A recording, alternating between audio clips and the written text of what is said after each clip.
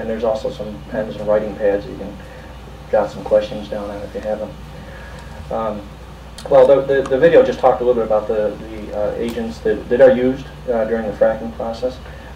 Sand is the propping agent. If you split rock at those pressures and that far down, when you fracture the formation, if you don't use a propping agent, that'll close back up. The rock will actually go back to its original state. So that's why we use sand. The sand fills the fractures, keeps those fractures open, and allows gas to flow through the sand.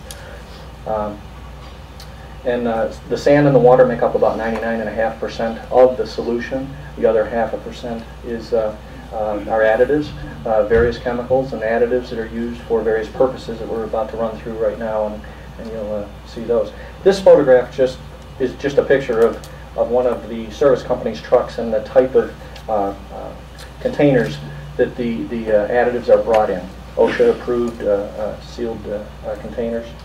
This is just a picture of what appears to be a fairly small frac job at the surface, but the material is pumped into the ground through steel reinforced hoses and hammer unions and such. Some of the common additives that we are using are surfactants, biocides, scale inhibitors, friction reducers, and proppants. The surfactants literally are designed to keep particles suspended in the solution, very much like soap. They reduce the surface tension of the liquid. So this will enhance the recovery and the flow back of our fluids. This is just an example of a surfactant that we all use. If you read that description, the chemical names, it would be pretty scary.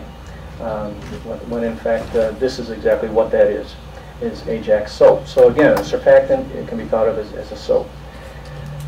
Friction reducers.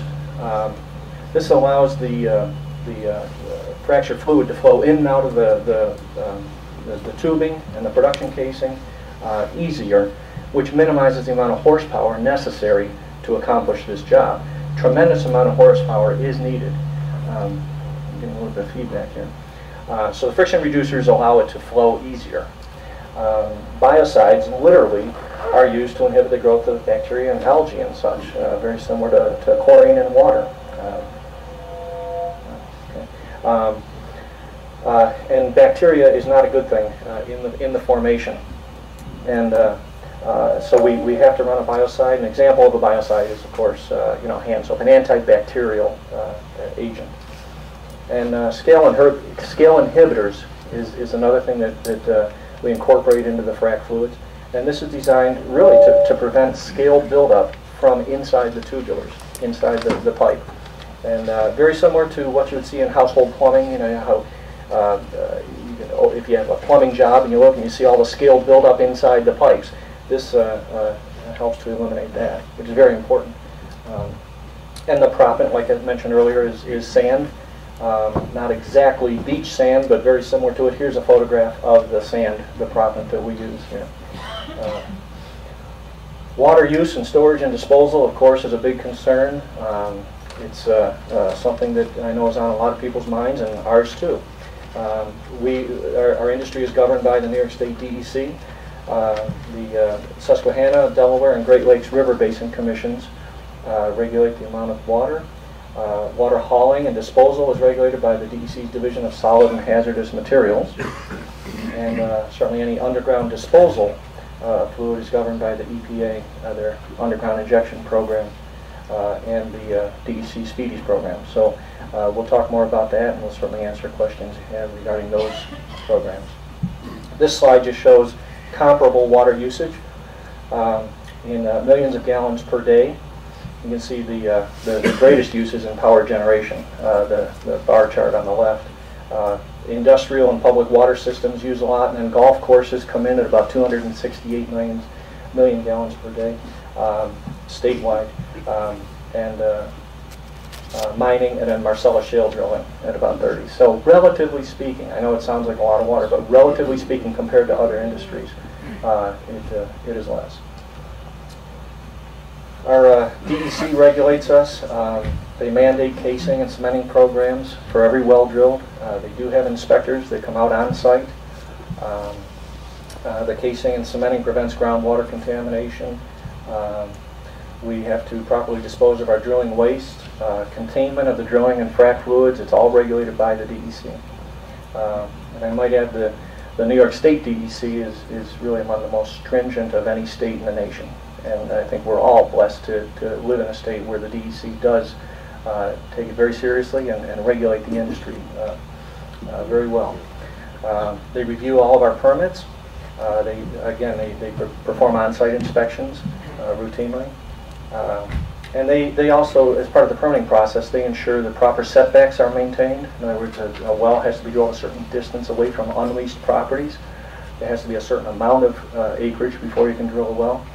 And they certainly have setbacks from streams and bodies of water and things like that.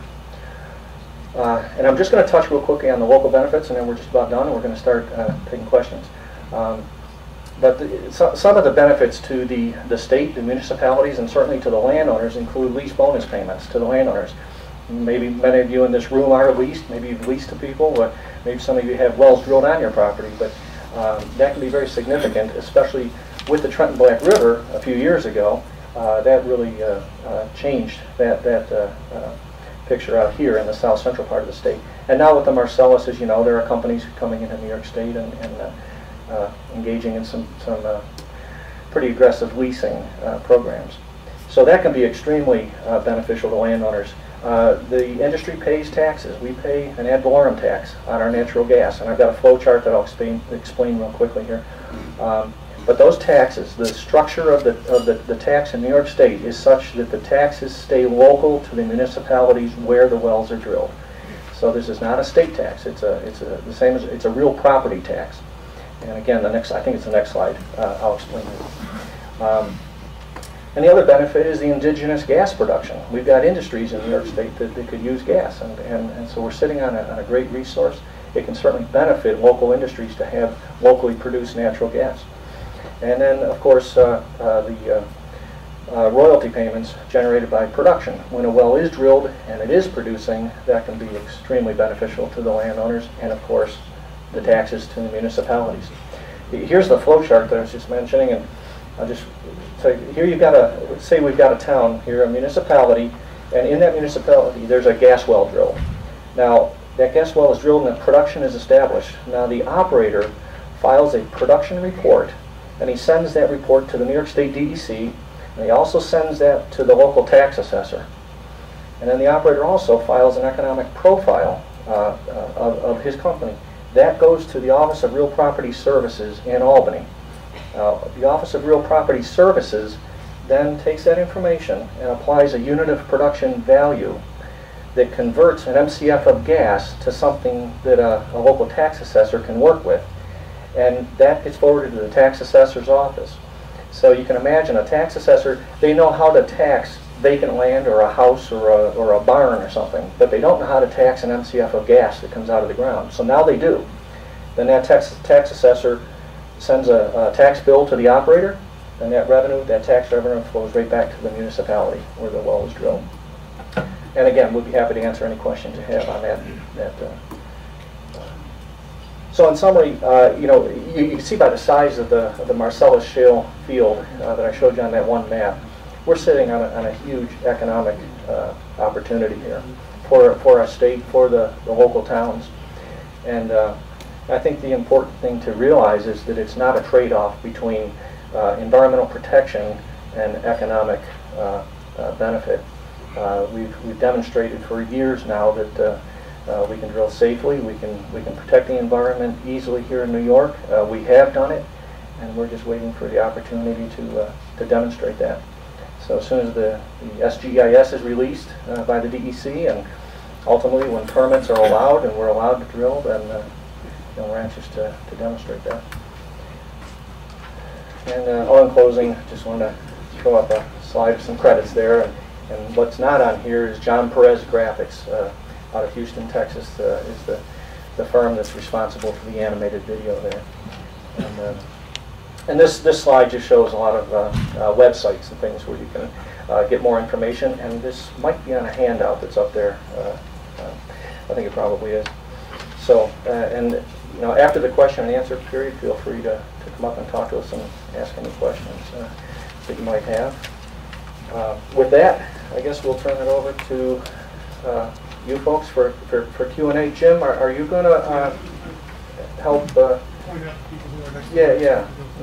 So, and then you know, one of us will do our best to answer your question. I'm concerned about